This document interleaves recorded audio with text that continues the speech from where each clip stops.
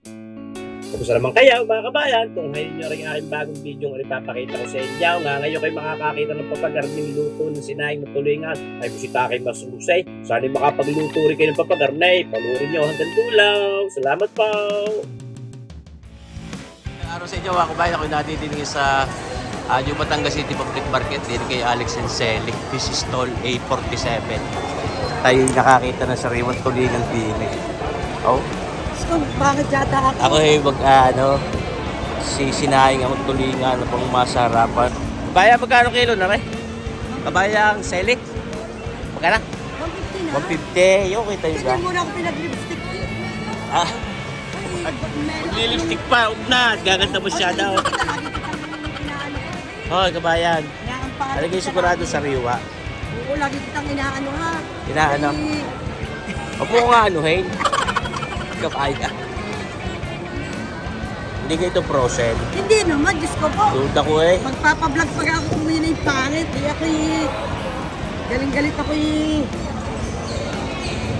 Galing-galit na bibilhan. Kaya nga, papablog pa ako sa inyo. Mga 2 kilo siguro. Meron na kaya yung 2 kilo? Wala pa naman, bes. Ayaw ko ganun lapad. Yan na. Lahat ay bilog niya.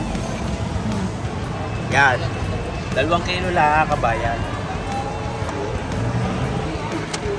Di 300 yan.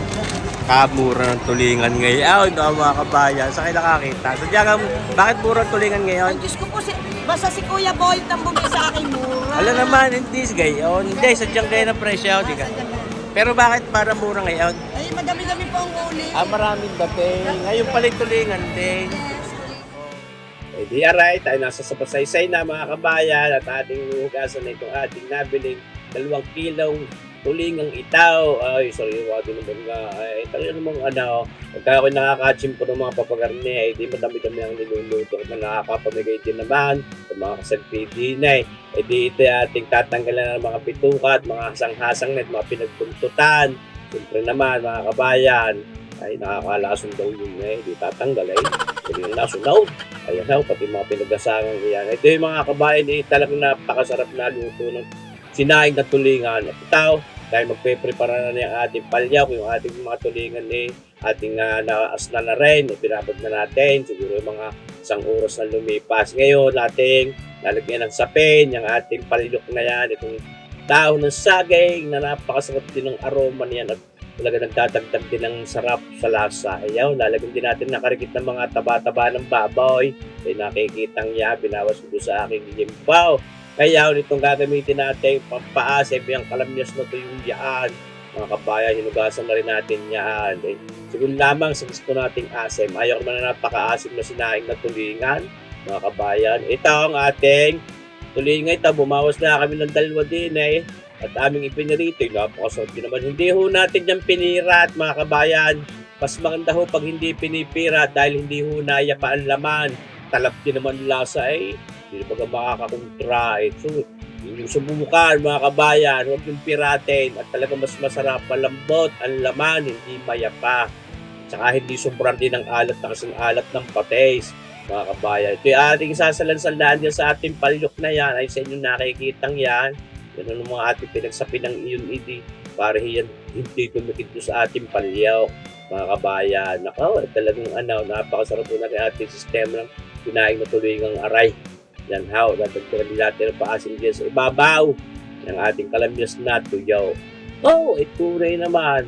Ay siya, di atin ang tutubigan, di ang tubig na ilalagay natin, di marami-rami din, halos apaw doon sa ibabaw ng ating mga tulingang yan dahil nga yung ating pagagatuin at didadagdagan natin ng asin dahil kulang ho yun. Dadagdagan natin mga 2 kutsarang asin iyan sa inyo nakikita ng mga kabayan. At yan naman pwede natin lagyan pa, depende sa alat na ating matitimusan mamaya pagka yan niluluto na natin. Kaya nag-atoy na niya ating magic lang iyan at ito ating magic palyok na isasalang na natin. Naku, napakasarap dito mga kabayan. May twist itong ating sinahing na tulingan. May ilan na rin ako mga video na ipakita sa inyo sa pagsasahin ng tulingan. Pero ito, siyempre, nag-iisip tayo kung paano pa natin pasasarapin. Ini-innovate natin ang ating mga luto. Siyempre naman, ay pagkain yung nagaya, kain nyo namin, ay tunay naman, masarap nga ay ay tunay mga kabayan.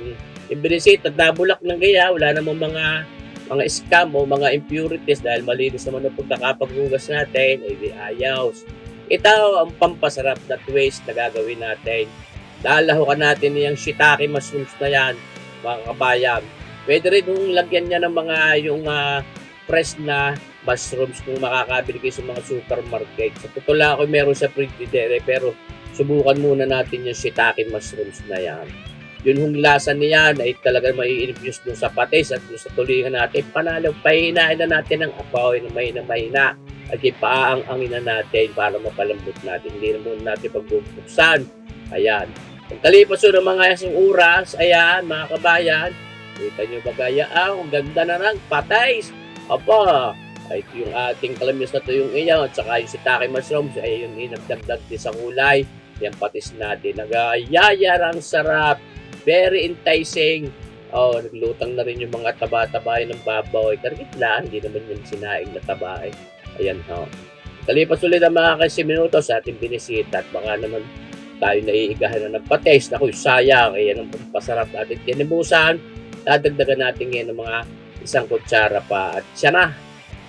Panalo na ang ating patis na yan, mga kabayan. Ating kukulubin na rin lahat pangangin pare para imagato. At iyo, baby sibis dahil baka tayo maubusan ng patis dahil nag-a-absorb mo yan ng patis ang ating palyok na yan. Wow, it's marsipaw, tawaray, tunay namang panalo, aring ating padaling aray.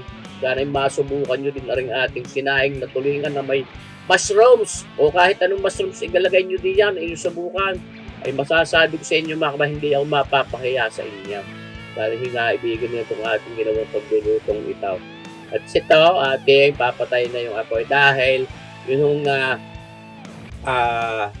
pinakainit niyang palyok nating iya kahit wala na yung apoy, may care overcooking pa yan dahil mainit po yung palyok na yan ay para hindi ho maigang ating patis. Sapat lamang yung natitirang init ng palyok nating iyon para makumpleto talaga yung ating luto. Dito na, sauce marsipaw. Tulad na pinakita sa inyo sa unahan ng bidyong aray ay tunay naman yung napakasarap. Subukan ho ninyo at ako'y hindi magyayabang at talagang napakasarap naman ho. Nakamalambot yung ating tulingan, hindi ho mayapa dahil hindi ho natin pinirap. Hindi ho pwedeng sabihin na hindi tatalab na talab ang lasa o alat dun sa laman. Ay posible. Kung kaya isa lang tiyang o kung hindi ka nagkalasa mga kabayan, dumali na naman.